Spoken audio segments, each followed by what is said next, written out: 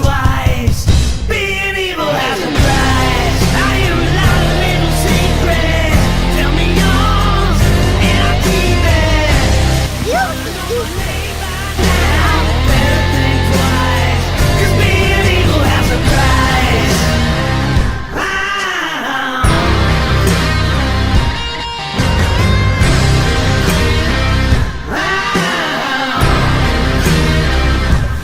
Kuzey, burada ne var? Ateş soruyor bacıdır.